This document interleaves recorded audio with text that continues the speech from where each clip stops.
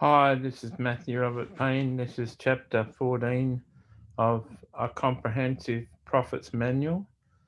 This chapter is called Why Some Prophecies You Think Are False Are Not. So I want to reiterate what I shared in the last chapter that this famous prophetic minister, one of the fathers of the prophetic movement, who wrote many books on prophecy, said that he had hundreds of thousands of prophecies in his life, which, when you're out ministering in the prophetic, lots of people prophesy over you. And he said that he doesn't remember one prophecy that didn't come true in his life. So, one of the reasons, one of the main reasons why you think prophecy is false is because you misunderstand it. You can't understand it. And I used the illustration in the last chapter that people still don't understand Matthew 24 and Revelation and Daniel, and they're still fighting over what the actual scriptures mean. And there's a lot of symbology and visions and different elements in personal prophecy, and not everything is easy to understand, and things can be misunderstood. Um, I remember one time this lady prophesied to me and said, "You enjoy speaking, but you prefer people read your books." And at the time, I enjoyed speaking, and I wasn't writing a lot of books. And when she prophesied, I thought that was wrong, but I'd been taught by this prophet not to dismiss prophecies and just put prophecies that you don't understand on the back burner, on the back of the stove, and leave them off to boil and concentrate on them later if they're fulfilled. But don't ever dismiss a prophecy. And I'd learned to do that. So I put that aside. And a couple of years later, I came back to it, and it was the truth. I like to speak, but I got a lot more excitement out of people downloading my books. And I realized that with a book, I might have 2 or 3 hours to speak to a person, but when I speak in public, when I preach, uh, they, um, they forget what you had to say within half an hour. And a book can impact a person's life a whole lot better. And this is where you're finding this. You're finding this in the pages of a book. And I challenge you to read this complete book and then put it down and not come back to it. I read the reviews of the original book that these chapters are based on, the prophetic supernatural experience, and you can go and read the reviews.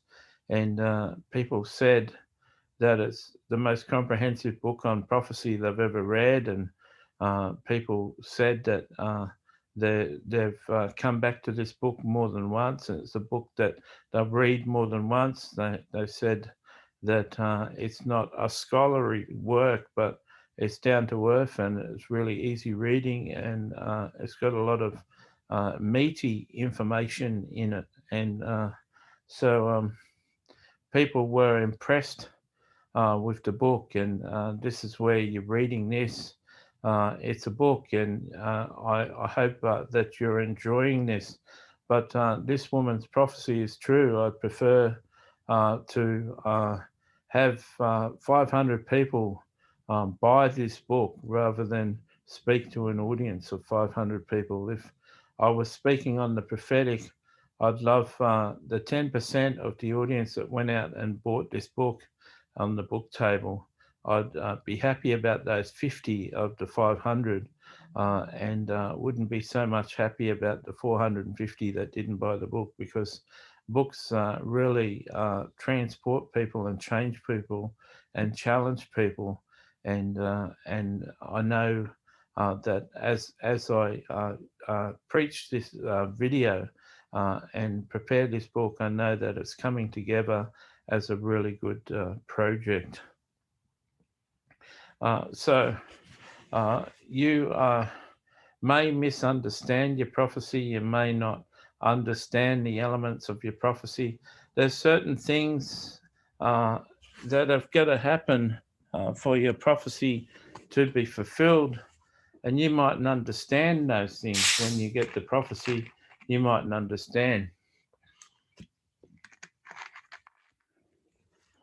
Just similar to when I got the prophecy that says I like to preach, but I prefer someone to read my books. At that time, I wasn't writing a lot of books, but when I got to the stage where I was producing one book a month, I got excited about the people downloading my books, and so something had happened. Something had happened for me to transition into a stage where I enjoyed people reading my books more than enjoying people hearing me preach. So there are elements in every prophecy that you may not understand, and many prophecies have to be fulfilled before you fully understand what is going on. And so there, uh, why you think a prophecy is false is you misunderstand what it's saying and the dimensions of the prophecy, and so you dismiss it. You may think that someone may say a word of knowledge that you don't accept in a prophecy. It may say that you're a very patient person and you've really learned to be patient, and you may think you haven't got any patience at all, and this was wrong. But in 2 years' time, when you read the prophecy and you've been humbled, you realize that the prophecy is for that day, and it's a rhema word for 2 years' time when you've been humbled and you've got a lot more patience. And when you read that word of knowledge 2 years' time in your prophecy, you say that's true. And when you accept that that's true, you'll find that the rest of the prophecy's been fulfilled in your life. And so some things are spoken before time, spoken ahead of time. And if something in your prophecy is spoken ahead of time, and it's spoken as though it's real right now, you might not accept it, but in years to come, that will fall into place and it'll be aligned, and you'll be listening to the prophecy or reading the prophecy in a couple of years' time, and it'll all make sense to you, and it'll all be true. So we can't understand the future. We can't understand how we're going to change. We don't understand the circumstances of our life. We don't even know what's going to happen tomorrow. So how can we say a prophecy is not true when Jeremiah 29:11 still blesses people today, and it was written to people that were in captivity, people who'd been hauled off to Babylon, and it was written to a people of today to have hope and have good courage that the Lord was going to bless them, and He hasn't got thoughts of evil but thoughts of peace and hope. And it was written to the people of that day, and yet today Jeremiah 29 blesses people. 29:11 blesses millions of people when they read it. So prophecy can speak forth before time, and Jeremiah 29:11 is still blessing people and reassuring people and bringing people to tears. I remember I was on a dating site and they asked for your favorite scripture, and that one came up a lot amongst the girls. I don't know what was coming up amongst the guys. Wasn't looking at what the guys were saying on their profiles, but the girls certainly quoted Jeremiah 29:11, and I think Jeremiah 29:13 says, "If you search with me with all your heart, you will find me." I think Jeremiah 29:13 is more applicable to a prophet. You'll find me if you search for me with all your heart.